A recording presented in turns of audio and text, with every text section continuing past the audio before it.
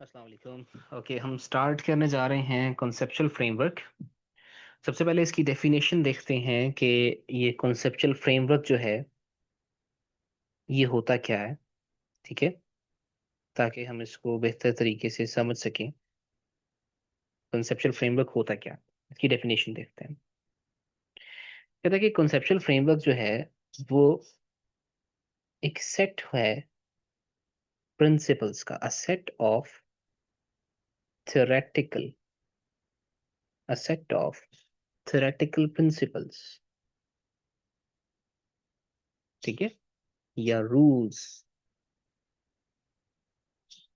on the basis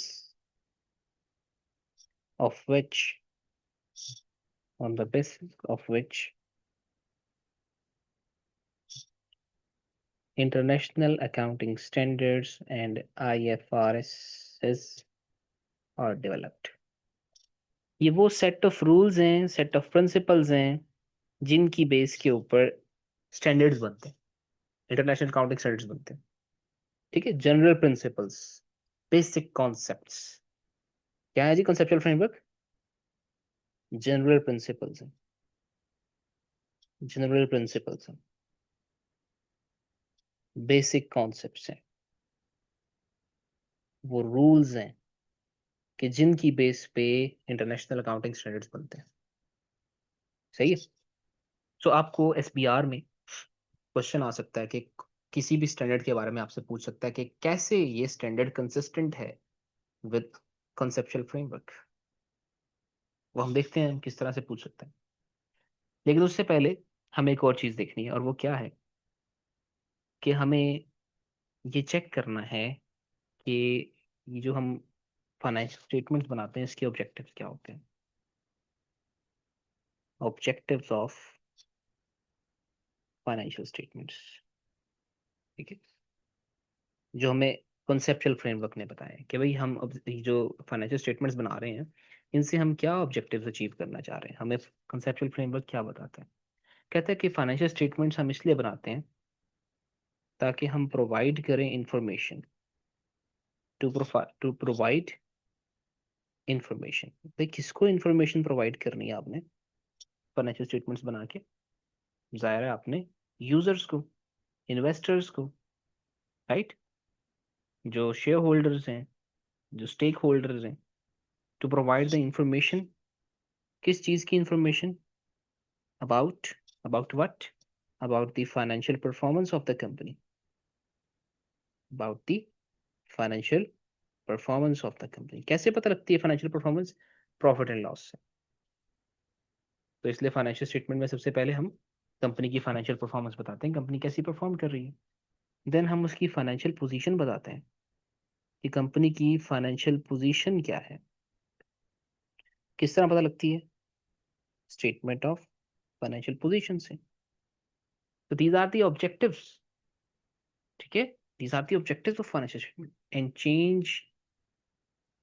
change in financial position, financial position में जो changes आते हैं वो कहाँ से पता लगते हैं?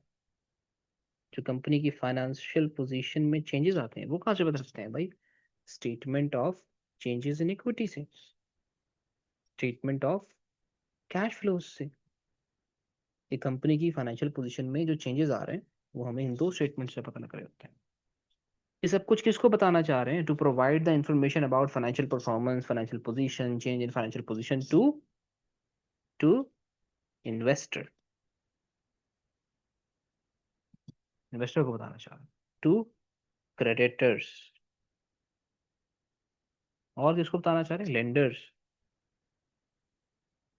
सही है, एग्जिस्टिंग हो या पोटेंशियल हो, तो हम उन सब तक ये इन्फॉर्मेशन पहुंचाना चाह रहे हैं कि कंपनी की फाइनेंशियल परफॉर्मेंस कैसी है, फाइनेंशियल पोजीशन कैसी है, चेंजेस क्या आ रहे हैं फाइनेंशियल स्ट्रक्चर के अंदर। राइट, इससे क्या होगा? इससे क्या होगा? इस ये चीज हेल्प करेगी उनको,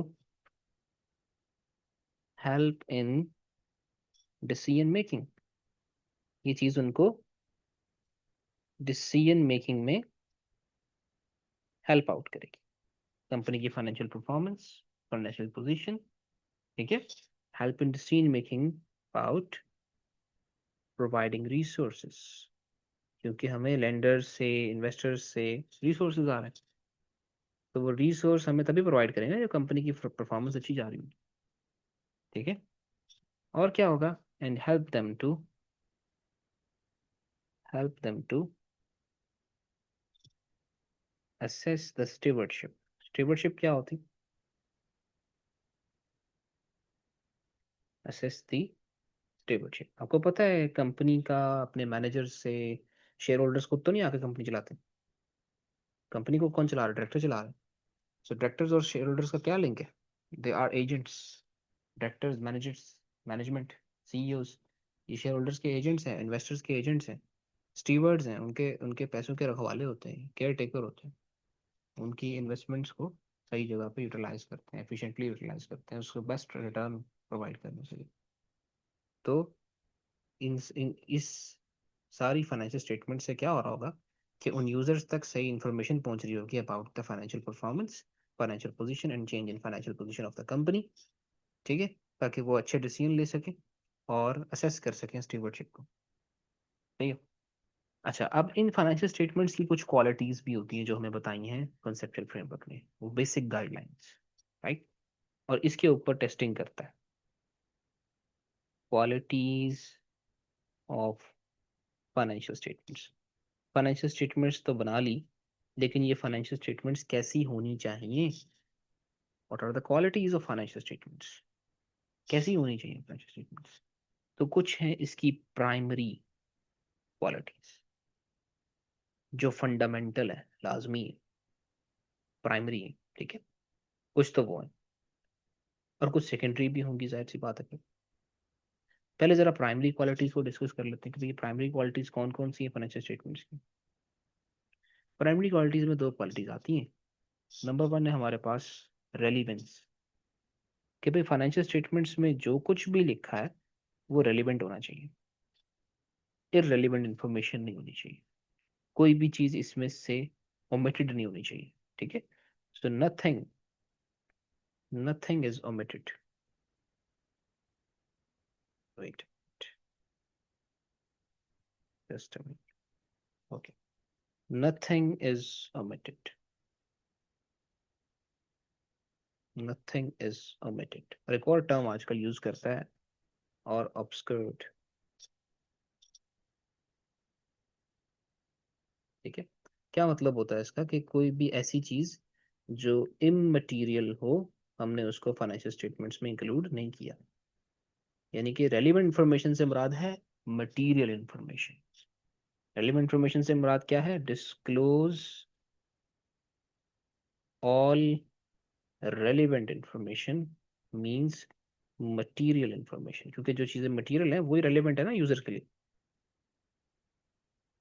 सो रेलिवेंट इंफॉर्मेशन से मुराद है कि सारी की सारी जो भी मटीरियल इंफॉर्मेशन थी वो डिस्क्लोज हो चुकी है। हाँ, इन मटीरियल चीज़ों को हमने फजूल में खामखा इररेलेवेंट ऐड नहीं किया हुआ।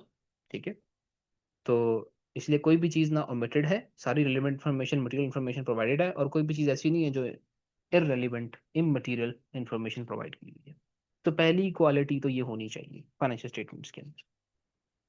दूसरी क्वालिटी क्या होनी चाहिए, फेथफुल रिप्रेजेंटेशन।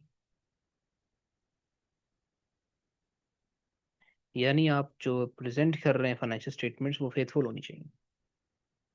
ठीक है, फेथफुल से क्या मुराद है, इसमें कहता है कंप्लीट हो, मुकम्मल बात होनी चाहिए, राइट। इसमें कहता है न्यूट्रल हो, बायस्ड ना हो, अनबायस्ड हो, फ्री फ्रॉम एरर्स हो, एरर्स ना हो आपकी फाइनेंशियल स्टेटमेंट्स में। ठीक है, और एक बड़ी important point, substance over form. ये एक अच्छा सा पॉइंट है, इंपॉर्टेंट पॉइंट है। सब्सटेंस ओवर फॉर्म, ये क्या होता है सब्सटेंस ओवर फॉर्म। कहते हैं कॉन्सेप्चुअल फ्रेमवर्क कहता है कि आपने चीज़ों का सिर्फ लीगल टाइटल नहीं देखना कि एक एसेट लीगली आपके नाम पे है या नहीं, आप उनका इकोनॉमिक सब्सटेंस भी देखो, कमर्शियल सब्सटेंस भी देखो, उनकी इकोनॉमिक रियलिटी देखो। यानी अगर एक एसेट से आप फायदा सारे आप उठा रहे हो लेकिन आपके नाम पे नहीं है बेशक, तो वो एसेट आपका ही है। मिसाल के तौर पे क्या कहते हैं कि आप एसेट का इकोनॉमिक बेनिफिट, इकोनॉमिक बेनिफिट देखो कि कौन ले रहा है। ठीक है, जो बंदा इकोनॉमिक बेनिफिट्स ले रहा है, रिस्क एंड रिवॉर्ड सारे उसके पास हैं, असल में तो एसेट उसका है, तो उसको एसेट रिकॉर्ड करना चाहिए। कमर्शियल सब्सटेंस भी कहते हैं उसको। तो उसके कमर्शियल सब्सटेंस के अकॉर्डिंग, इकोनॉमिक बेनिफिट के अकॉर्डिंग देखो, ना कि आप उसका खाली लीगल टाइटल देखो कि लीगली किसके नाम है। मिसाल के तौर पे हमारे पास एग्जांपल्स हैं कुछ। लीजेस बेहतरीन मिसाल है। आप लीजेस के अंदर, फॉर एग्जांपल, आप लीजेस के अंदर अपना right to use asset book कर लेते हैं, अपने नॉन करंट एसेट्स के अंदर ले जाते हैं। कैसे बनाया आपने एसेट? भाई आपने इकोनॉमिक बेनिफिट सब कमर्शियल सब्सटेंस की बेस के ऊपर बनाया, हालांकि उसका लीगल टाइटल आपके पास नहीं था। ठीक है, तो ये है सब्सटेंस ऑफ फॉर्म। इसका मतलब ये जो लीजेस है, ये आई ये कॉन्सेप्चुअल फ्रेमवर्क के साथ कंसिस्टेंट है। हमने कहा कॉन्सेप्चुअल फ्रेमवर्क वो जनरल गाइडलाइंस हैं जो हमें बताती हैं कि आईएएस आईएफआरएस कैसे बनाने हैं। तो जब लीजेस का स्टैंडर्ड बना, तो उसने हमें ये जनरल गाइडलाइन प्रोवाइड की, कॉन्सेप्चुअल फ्रेमवर्क ने, कि आपने सिर्फ लीगल टाइटल नहीं देखना, आपने सब्सटेंस ओवर फॉर्म को भी देखना है। और हमने उसके अकॉर्डिंग देखते हुए, अगर हमने राइट टू एसेट अपनी बुक में दिखाया है, तो वो हमने क्या किया, हमने फेथफुली रिप्रेजेंट किया फाइनेंशियल स्टेटमेंट्स को। अगर हम ये ना दिखाते तो हमने फेथफुल रिप्रेजेंटेशन नहीं दी। तो इस तरह थ्योरेटिकली आपसे वो पूछ सकता है क्वेश्चन, एसबीआर में पूछ सकता है कि बताओ हाउ, डिस्क्राइब करो how various various IFRSs, how various IFRSs show the real application of conceptual framework, real application of conceptual framework या substance over form। कि बताओ किस तरह से substance over form की या conceptual framework की रियल एप्लीकेशन आपको मिलेगी। अब इसके लिए आपको क्या करना पड़ेगा, हमने अभी तक जितने भी चैप्टर्स पढ़े हैं कैप्लान से, स्टडी टेक्स्ट से, एसबीआर के लिए स्पेसिफिकली बात कर रहा हूँ, उसमें हर चैप्टर के अंदर एक इन्वेस्टर्स पर्सपेक्टिव और एक कंसेप्चुअल फ्रेमवर्क, इस तरह के छोटे छोटे बॉक्सेस बने होते हैं, जैसे इलस्ट्रेशंस नहीं होती, बिल्कुल उसी तरह की। सो आपको वो हर चैप्टर के अंदर, अभी तक मैं स्किप करवा रहा था, अब कंसेप्चुअल फ्रेमवर्क के लेक्चर के बाद आपने वो स्किप नहीं करना। और जो चैप्टर्स पढ़ चुके हैं उनके अंदर भी वो जो कंसेप्चुअल फ्रेमवर्क के बॉक्सेस है ना, उसमें उसने बताया कि ये स्टैंडर्ड किस तरीके से कंसिस्टेंट है विद कंसेप्चुअल फ्रेमवर्क। कि भाई अगर IAS 16 के अंदर हम जो भी हमारा रीवैल्यूएशन सरप्लस होता है, उसको हम दिखाते हैं अपनी OCI में। ठीक है, सो क्यों दिखाते हैं? क्योंकि ये फेथफुली, अगर हम इसको नहीं दिखाते तो इसका मतलब हम अपना कंप्लीट उसको पिक्चर नहीं दे रहे, हमने मटेरियल आइटम्स को मिस कर दिया, हम रेलिवेंट इंफॉर्मेशन प्रोवाइड नहीं कर रहे।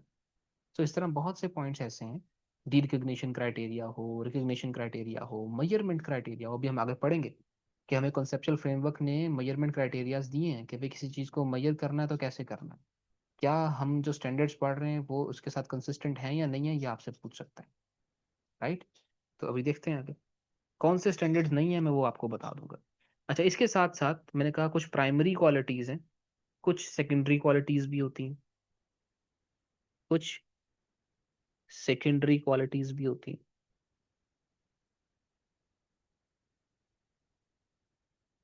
सेकेंडरी क्वालिटीज कौन सी हैं जो होनी चाहिए इसके अंदर, फाइनेंशियल स्टेटमेंट्स के अंदर होनी चाहिए, ताकि इन्वेस्टर्स को बेस्ट इंफॉर्मेशन प्रोवाइड की जा सके? वो क्या है?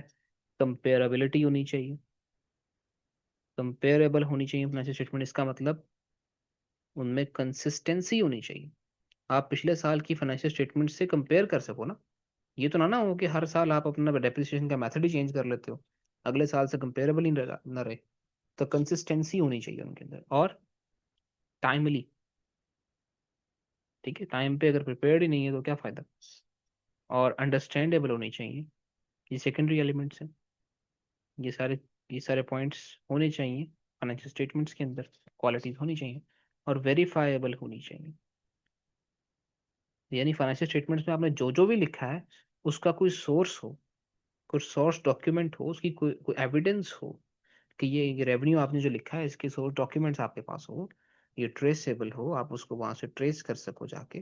ठीक है, इसको ट्रेस एंड वाउच कहते हैं ऑडिट की टर्म्स के अंदर। वाउचिंग करते हैं हम और ट्रेसिंग करते हैं जब हम प्रोसीजर्स पढ़ते हैं ना उसके रिसीवेबल्स पेबल्स के, तो उसमें हम ये चीज़ें देख लेते हैं। तो वेरीफाइबल हो भाई, जो चीज़ आपने लिखी है उसका कोई एविडेंस, कुछ सबूत होना चाहिए आपके पास, ऐसी नहीं खाम खा बस उठा के लिखो, राइट। तो ये हैं क्वालिटीज ऑफ फाइनेंशियल स्टेटमेंट्स। अच्छा, इसके बाद वो कहते हैं कुछ रिकग्निशन क्राइटेरिया की बात कर लेते हैं कि आप किसी चीज़ को कब रिकग्नाइज करते हैं फाइनेंशियल स्टेटमेंट्स के अंदर। फाइनेंशियल स्टेटमेंट्स में क्या क्या होता है, इनकम होते हैं, एक्सपेंसेस होते हैं, आगे एसेट्स होते हैं, इक्विटी होती है, लाइबिलिटी होती है। तो कब रिकग्नाइज करना है, हम हर स्टैंडर्ड पढ़ते हैं और हर स्टैंडर्ड का रिकग्निशन क्राइटेरिया पढ़ते हैं। वो स्टैंडर्ड अपना रिकग्निशन क्राइटेरिया किसके जनरल प्रिंसिपल्स को देख के बना रहा होता है, कॉन्सेप्चुअल फ्रेमवर्क ने। कॉन्सेप्चुअल फ्रेमवर्क ने उसको प्रिंसिपल्स प्रोवाइड किए हैं कि भाई किसी चीज़ को रिकग्नाइज करना तो कैसे करना है।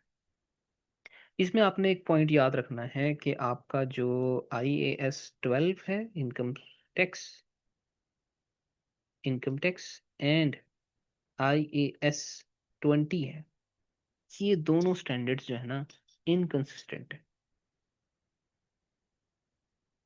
ये दोनों स्टैंडर्ड्स आपके इनकंसिस्टेंट है। ठीक है, बाकी स्टैंडर्ड्स आपके कंसिस्टेंट हैं विद कंसेप्चुअल फ्रेमवर्क, लेकिन इन दो में थोड़ी सी इनकंसिस्टेंसी। ठीक है, वो क्यों है वो भी देख लेते हैं अभी, लेकिन पहले जरा रिकग्निशन क्राइटेरिया को पढ़ते हैं कि रिकग्निशन क्राइटेरिया क्या है हमारे पास, किसी चीज को कब रिकग्नाइज करेंगे। ठीक है, तो कंसेप्चुअल फ्रेमवर्क कहता है कि only items that meet only items that meet the definition of element the definition of element the definition of element are recognized। जो भी आइटम एलिमेंट्स की डेफिनेशन को मीट करेगी वो रिकग्नाइज की जाएगी। अब ये एलिमेंट्स क्या होते हैं, एलिमेंट्स क्या होते हैं, लेकिन साथ से पहले इसको देखने से पहले कि एलिमेंट क्या होते हैं उसके बारे में कहता है कि एक एलिमेंट जो है उसको तब रिकग्नाइज करेंगे, शुड बी रिकग्नाइज्ड। एक एलिमेंट सिर्फ तब रिकग्नाइज होगा, कब होगा, इफ इट इज या if it provide user with, अगर वो यूजर को प्रोवाइड करेगा क्या, रेलिवेंट इंफॉर्मेशन, फेथफुल इंफॉर्मेशन और रिप्रेजेंटेशन, वही ऊपर वाले क्राइटेरिया कि भाई एक एलिमेंट को सिर्फ तब रिकग्नाइज करना है, ये नहीं है कि कोई चीज एलिमेंट की डेफिनेशन पे पूरी उतरती है तो रिकग्नाइज कर दो। भाई वो मटेरियल भी तो हो, रेलिवेंट हो, राइट, फेथफुल रिप्रेजेंटेशन, उसको इंक्लूड करना जरूरी हो, नहीं तो इनकम्प्लीट हो जाएगा। ठीक है, एंड कॉस्ट बेनिफिट, और उसको इंक्लूड करने का बेनिफिट भी आपको होना चाहिए, कॉस्ट बेनिफिट एनालिसिस भी होना चाहिए। तो सिर्फ तब एक एलिमेंट के ऊपर अगर कोई एलिमेंट की डेफिनेशन को कोई आइटम मीट करेगी तो हम उसको रिकॉर्ड करेंगे, अदरवाइज नहीं करेंगे। अब ये देखते हैं कि एलिमेंट क्या होता है भाई, एलिमेंट्स ऑफ फाइनेंशियल स्टेटमेंट्स क्या होते हैं जिसकी वो बात कर रहा है, elements of of financial statements ये क्या होते हैं, इसके बारे में देख लेते हैं। भाई सबसे पहला एलिमेंट हमारे पास, फॉर एग्जांपल एक एलिमेंट है एसेट, फाइनेंशियल स्टेटमेंट्स का एलिमेंट है। एसेट्स की एक डेफिनेशन है जो कॉन्सेप्चुअल फ्रेमवर्क भी देता है, और उसी डेफिनेशन को आगे फिर हमारे स्टैंडर्ड्स फॉलो करते हैं। कहते हैं एसेट क्या है, एक इकोनॉमिक रिसोर्स है, रिसोर्स है आपके पास, क्या करता है, कंट्रोल्ड बाय द एंटिटी।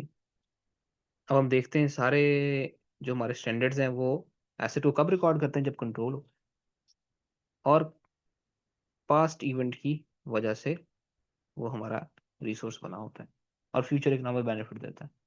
तो इकोनॉमिक रिसोर्स है, control by the entity, past event. ये क्राइटेरिया दिया है हमें, बेसिक जनरल क्राइटेरिया, किसी भी चीज के अंदर ये पूरा होता होगा हम उसको एसेट रिकॉर्ड कर लेंगे। हाँ, वो रेलिवेंट हो, ऐसा करना, फेथफुल हो, कॉस्ट बेनिफिट हो, फिर अदरवाइज नहीं। ठीक है, अच्छा दूसरे नंबर पर लाइबिलिटीज की बात कर लेते हैं। लाइबिलिटीज की बात कर लेते हैं। तो हमारा कंसेप्चुअल फ्रेमवर्क इसकी भी डेफिनेशन देता है, कहता है कि ये एक प्रेजेंट ऑब्लिगेशन है। कोई भी आपकी प्रेजेंट ऑब्लिगेशन हो और ड्यू टू पास्ट इवेंट हो,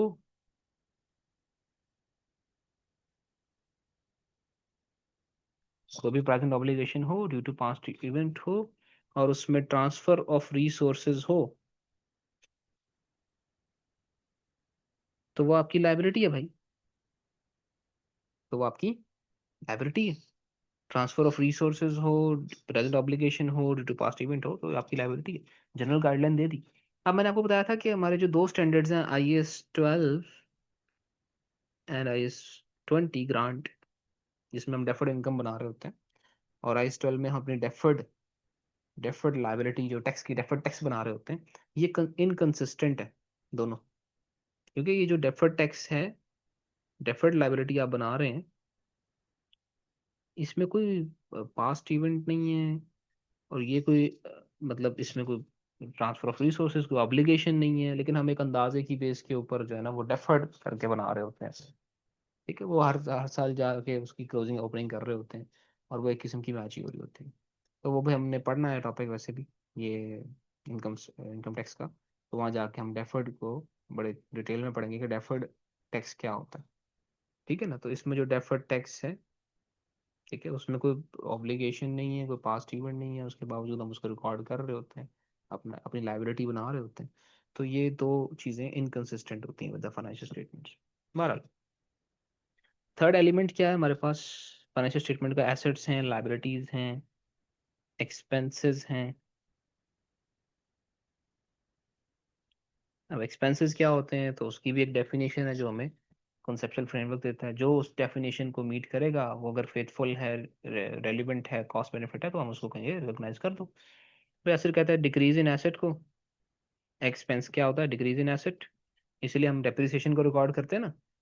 तो वो एलिमेंट की डेफिनेशन हमें कॉन्सेप्चुअल फ्रेमवर्क ने दी है कि आपके एसेट की वैल्यू में कमी आती है तो उसको आप एक्सपेंस रिकॉर्ड करेंगे। तो डिक्रीज इन एसेट या इंक्रीज इन लाइबिलिटी। अनवाइंडिंग याद आ रही? अनवाइंडिंग करते हैं ना रिकॉर्ड, अपनी लाइबिलिटी इंक्रीज कर देते, प्रेजेंट वैल्यू को पहले लेके जाते हैं, बाद में फिर उसको रिलीज कर देते हैं। ठीक है। सो बहुत सी ऐसी चीजें हैं, हर जगह अप्लाई हो रहा होता है, हर स्टैंडर्ड इसको फॉलो कर रहा है। तो आपसे ये चीज़ पूछ सकता है कि बताओ फलां चीज़ कैसे कंसिस्टेंट है, तो आपको ये पॉइंट्स बड़े जहन में होने चाहिए। आप कहेंगे हाँ देखो ये यहाँ से भी कंसिस्टेंट है, यहाँ से भी कंसिस्टेंट है, ये देखो फेथफुल है, ये देखो रेलिवेंट इन्फॉर्मेशन है, ये देखो कंपेरेबिलिटी है, कंसिस्टेंसी है। ठीक है, तो इस तरह की चीज़ें कि वो जी सेम क्लास ऑफ एसेट के ऊपर जो है ना वो सारी डेप्रिसिएशन चार्ज होगी। देखे ना कैसे वो एक एक स्टैंडर्ड ने कॉन्सेप्चुअल फ्रेमवर्क की गाइडलाइंस को फॉलो किया हो। अच्छा, और क्या चीज़, और क्या एलिमेंट्स होते हैं फाइनेंशियल स्टेटमेंट्स के? भाई इनकम होती है, इनकम होती है कंपनी की। तो इनकम की भी डेफिनेशन दे दी होगी कॉन्सेप्ट फ्रेम। क्या कहता है? कहता है इनकम क्या होती है? Increase in asset. और क्या होती है इनकम? आप डिक्रीज इन लाइबिलिटी। लाइबिलिटी गिरती है, वो इनकम डिक्रीजिंग लाइबिलिटी। ठीक है, तो that result increase to equity, that result increase to equity. तो भाई कोई भी चीज इन एलिमेंट्स की डेफिनेशन को पूरा करती है और वो फेथफुल है उसको रिकॉर्ड करना, तो भाई हम उसको रिकॉर्ड कर लेंगे। सही है, उसको रिकॉर्ड कर लेंगे। मतलब मैं तो स्क्रीन को साफ करता हूँ, लेकिन कोई इशू है, आज काफ़ी ग्लिच आ रहा है।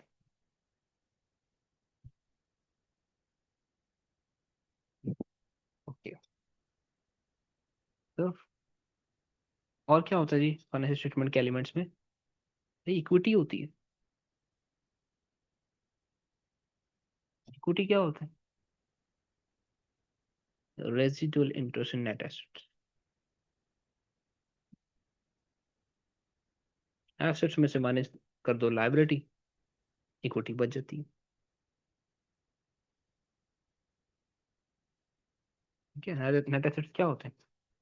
एसेट्स माइनस लाइबिलिटीज, तो ये आपकी इक्विटी होती सही है, हमारी जगह पे ऐसे ही करते हैं। IFRS 9 में फाइनेंशियल इंस्ट्रूमेंट में तब भी इक्विटी ऑप्शन को ऐसे ही रिकॉर्ड कर रहे थे। अच्छा, अब इसके बाद हमें फाइनेंशियल स्टेटमेंट कंसेप्चुअल फ्रेमवर्क ने कुछ रिकॉग्निशन के क्राइटेरिया तो दे दिए।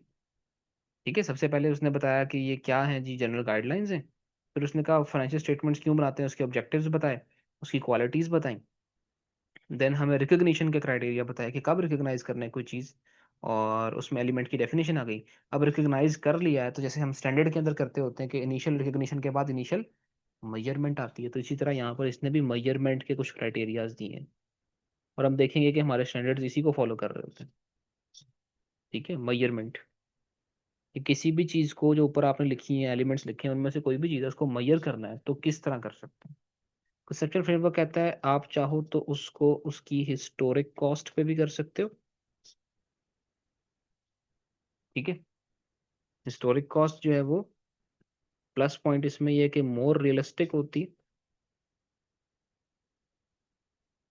लेकिन एक नेगेटिव पॉइंट भी इसमें है कि क्या, इररेलेवेंट भी हो सकती है historic cost in inflation. Inflation के दौर के अंदर, महंगाई के दौर के अंदर, आप अगर चीज़ों को हिस्टोरिक कॉस्ट पर रखेंगे तो वो इररेलेवेंट हो जाएंगी। तो फिर सेकंड मेजरमेंट का क्राइटेरिया उसने दिया, आप उसको करंट वैल्यू पे भी रख सकते हो। ज़रूरी नहीं है आपने हर चीज़ को हिस्टोरिक कॉस्ट पे रखना है। तो इसलिए हम देखते हैं कि कॉस्ट मॉडल भी होता है जिसमें हम एसेट को कॉस्ट पे रखते हैं, और रिवैल्यूएशन मॉडल भी होता है। सही है, तो करंट वैल्यू पे भी रख सकते हो। करंट वैल्यू से क्या मुराद है, करंट वैल्यू से मुराद है कि भाई आप उसकी कोई रिप्लेसमेंट कॉस्ट है तो उस पर रख लो, कोई आपकी करंट कॉस्ट है उस पर रख लो, या जिसको हम कह सकते हैं एसेट को उसकी NRV पे रखते हैं हम, इन्वेंट्री के अंदर नेट रियलाइजेबल वैल्यू। उसको कहीं पे हम फेयर वैल्यू पे रख रहे होते हैं, इन्वेस्टमेंट प्रॉपर्टी में फेयर वैल्यू पे रख रहे होते हैं, कहीं पे हम उसको वैल्यू इन यूज पे रख रहे होते हैं, इम्पेयरमेंट के अंदर, राइट, रिकवरेबल अमाउंट के ऊपर। तो ये डिफरेंट हमारे पास इसने अलाउ किए हैं हमें मेजरमेंट के लिए, और हम देखते हैं कि हमारे स्टैंडर्ड्स किस तरह से उसके साथ कंसिस्टेंट। अच्छा, अब इसी तरह हर स्टैंडर्ड के एंड पे एक और चीज़ हम पढ़ते हैं, क्या, डी रिकॉग्निशन, कि किसी चीज़ को डी रिकॉग्नाइज करना है तो वो कैसे करना है। तो डी रिकॉग्निशन का क्राइटेरिया भी, जनरल प्रिंसिपल्स हमें किसने दिए हैं, कोई कॉन्सेप्चुअल फ्रेमवर्क ने दिए हैं, उसको सारे फॉलो कर रहे हैं। ये है वो set of rules, general principles, वो बेसिक आइडियाज, वो बेसिक कॉन्सेप्ट्स जिनकी बेस पे IFRS बनाए जाते हैं। सही है, तो क्या क्या क्राइटेरिया दिए, कहता है कि जब आपका कंट्रोल पास हो जाए आप डी रिकॉग्नाइज कर दो। एक चीज़ का कंट्रोल आपके पास नहीं रहा, डी रिकॉग्नाइज कर दो। ठीक है, जब रिस्क एंड रिवॉर्ड्स ट्रांसफर हो जाए तो डी रिकॉग्नाइज कर दो। ठीक है, सेल एंड लीज बैक, याद। अच्छा, सेल एंड लीज बैक में हम एक एसेट जो रिटेन कर लेते थे उसको रिकॉर्ड भी रखते थे। तो कहता है फेयर वैल्यू ऑफ रिटेन्ड को कंपोनेंट को आपने अपने पास रखना है। अगर आपने एसेट के रिस्क एंड रिवॉर्ड रिटेन किए हैं, कुछ अरसा आपने अपने पास रिटेन किए हैं जैसे हम देखते थे, ठीक है, तो वो आपने उसको रिकॉर्ड करना है अपने पास, उसको डी रिकॉग्नाइज नहीं करना। जितने आपने ट्रांसफर कर दिए वो आपने डी रिकॉग्नाइज करने हैं। और क्या बताता है, कहता है कि जी आप जो डिस्पोजल पे प्रॉफिट एंड लॉस होता है उसको रिकॉर्ड करो, profit and loss on disposal है उसको भी रिकॉर्ड करना है, ये भी कंसेप्चुअल फ्रेमवर्क ने बताया। ठीक है, और क्या बताता है आपको, और कहता है कि जब आपकी कोई प्रेजेंट वैल्यू ना हो, नो प्रेजेंट ऑब्लिगेशन ना हो, सॉरी, नो प्रेजेंट ऑब्लिगेशन, तो आप अपनी लाइबिलिटी को डी रिकॉग्नाइज कर दो।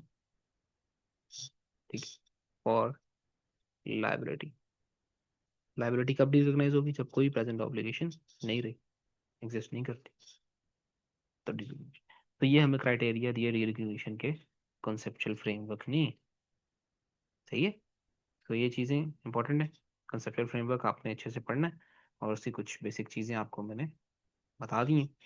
और FR के अंदर ये उसमें टेस्ट करता है आपके MCQs के अंदर, राइट, जबकि SPR में जिस स्टाइल का क्वेश्चन देता है वो मैंने आप लोगों को बता दिया, राइट। तो इसको अच्छे से आप लोग बुक से रीड कर लें, इसके साथ बुक में IFRS 13 होगा, फेयर वैल्यू, वो हम ऑलरेडी कवर कर चुके हैं। ठीक है जी, थैंक यू, अल्लाह हाफिज़।